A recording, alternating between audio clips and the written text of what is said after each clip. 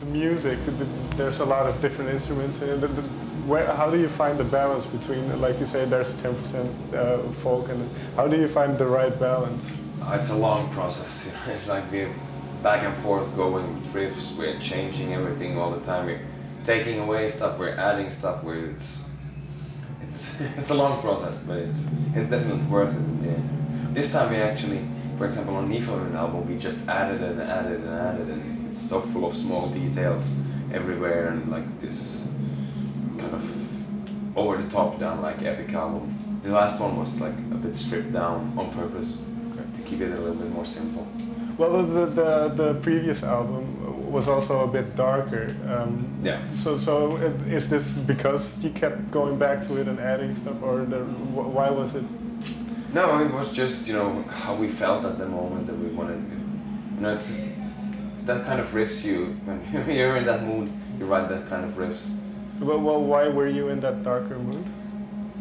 Well, it felt like, you know, that we should do something going a little bit, you know, back in time, you know, to the 90s and doing, you know, all the inspired from like old black metal and stuff like that. And it's been, you know, because the folk metal scene has been developing and being like happy thing, and we wanted to do something else. And we did, yeah, because for example the Mathias album, that was a really happy album, and it sort of created this kind of melodic happy scene, and we wanted, you know, because everybody was doing that, and we wanted to go back a little bit. And so it's also what we talked about earlier, like you don't want to keep doing the same thing, you just want to we don't want to do, you know, the same album all over again.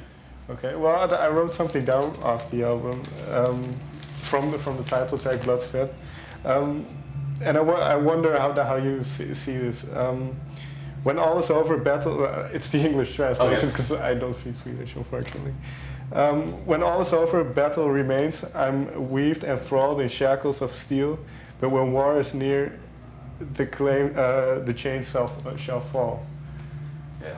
It sounds very angry, like you're getting ready for battle. And is this how the band is in real life as well, or is it?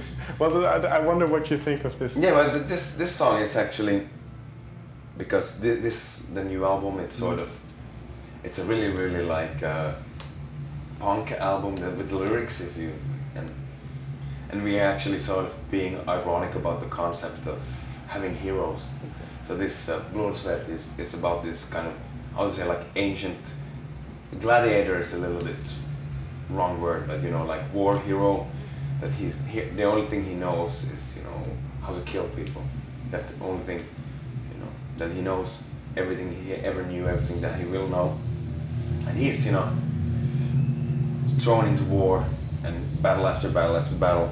But you know, in between, when there's no war or battle going on, they just shackle him up and he's nobody. Then, you know, when war and battle starts again, they take his shackles off and he's again, you know, a big hero.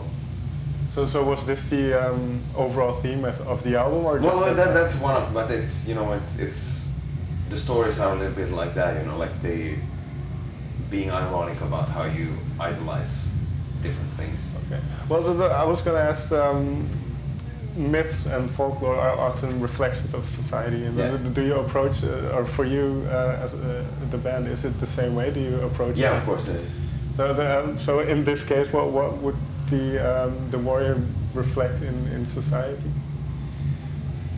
Well, we still have those heroes out there. That's the thing, and that's what we've been ironic about. And it's the whole album is just not about like warriors. It's all about this, you know, how human think that they're the ruler of the planet, but the time span that human has been here is nothing compared, for example, to the mountains, you know. And why do we, you know, idolize people when there's actually, you know, mountains have been defeating everything since, you know, since the birth of the planet. It's a bit. No, but yeah. It is quite, because the music is obviously upbeat and happy, but then there's also the kind of the message is a little bit. And then do you with the band talk about it together, like, or because well, it's usually me and Kotla. We start talking about it, and then we develop and we take the other guys with it, and talk about, for example, Screamer does the artwork, so he needs to, you know, be in, how to say, like, know what it's all about. For example, this album, he did like one huge painting for every song that is actually in the artwork also, that's connected to the songs. So. Well, you mentioned the artwork. How important is the visual aspect? We see also go on stage with a kind of, not costume because it's not, but kind of, you know. So how important is the visual aspect? Well, you know, Finntroll has always been like a theatrical band, so it's a big part of the whole thing. Yeah, and the live shows are also very energetic. Is that does that all go together into? Yeah, of course. And live it's such a big part of the band. You know, if you would only listen to the albums, that's just like a little thing of Finntroll, you know. Okay. Final question: do you remember the first record that you bought?